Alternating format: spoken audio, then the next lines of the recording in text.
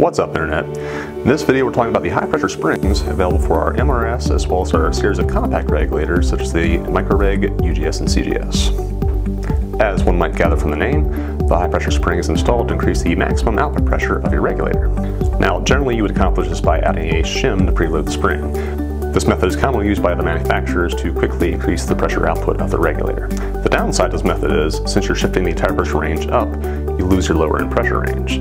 So if you're going from CQB to sniper and back to CQB again, you'll probably find you'll have to take that shim in and out to operate in those lower or higher pressure ranges. By simply changing the spring's rate, you retain that lower end pressure range and just increase the maximum output of the regulator. So one might pose the question, if you can still hit the lower pressure range with the spring, why don't we use this as the standard spring in our regulators? This is because the standard spring is tuned for optimum performance within the average pressure range used by most HPA systems. Although the high pressure spring allows the regulator to operate in that lower pressure range, it technically will not recharge as quickly as a standard spring, even though you'd have to be pushing the system pretty hard to see any kind of noticeable difference. Alright, so let's get into swapping the springs and see how it affects the output pressure of the regulator. The compact regulator spring is compatible with both first and second generation Micro Regs as well as the UGS and CGS systems. Alright, with the Micro Reg installed on a standard output tank, we're producing about 140 psi max output. So first we're going to do is back it down to the minimum pressure.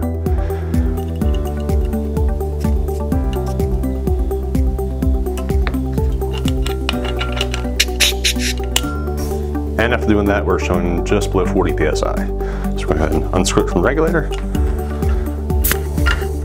And before taking it apart, you want to make sure that the air is purged from the regulator itself. So take your air line, purge the system. We're going to take a 50 thousandths Allen wrench and back out the two set screws on each side of the body. These don't have to be completely removed, just loosen enough to unlock the body. Alright, once those are loosened up, we're going to unscrew the input section from the piston board. Inside of that, find your spring. So you just dump that out, place with your high pressure spring, then carefully insert the piston bore back on, making sure not to scratch the tip of the piston. Screw that back in, till it's tight, then snug your screws back down.